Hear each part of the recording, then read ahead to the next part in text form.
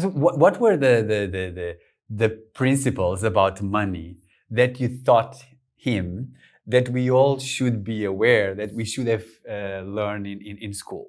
So I went very simple, the Rich Dad Poor Dad methodology. Yeah. And first I taught him the 4 quadrants, which was ESBI: employed, self-employed, businessman, investor.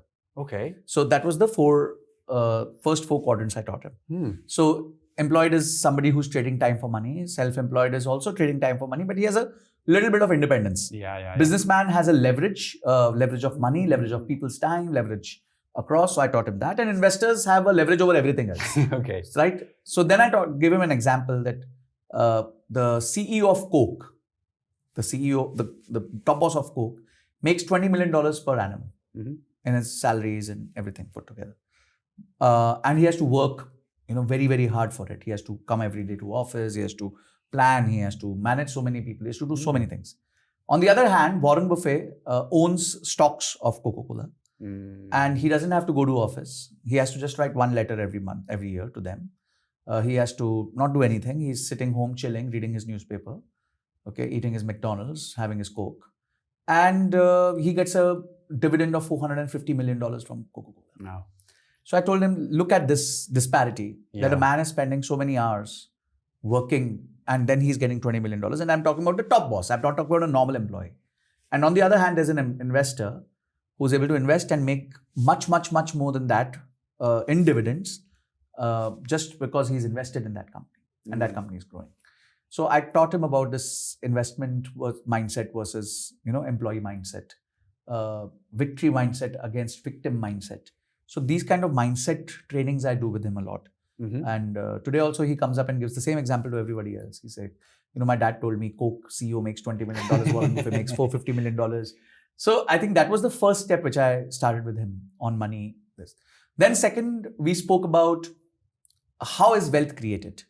So I told him that wealth is created only if you can do 2 things in business. One is if you can solve somebody's problem. Like you can make it more frictionless. For example, Uber made ride hailing very frictionless. And so then people are ready to pay you for that. Or else you help people achieve their goals. So for example, educational institutions, groups which conduct these large events where people meet up and all these things. So many more examples, but these are places where we help people to achieve their goals. So if we can either solve their problem or we can help them achieve their goals, I think these are the only 2 bigger things where you can make money. Goals could be also about vanity.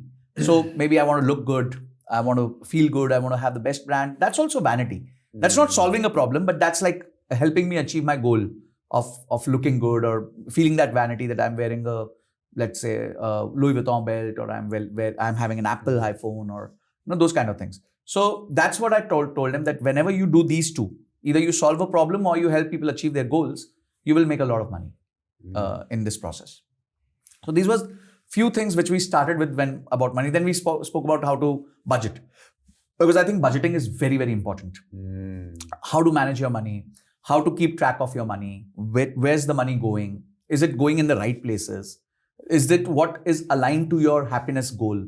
So for example, traveling makes you happy, but you're buying more candies.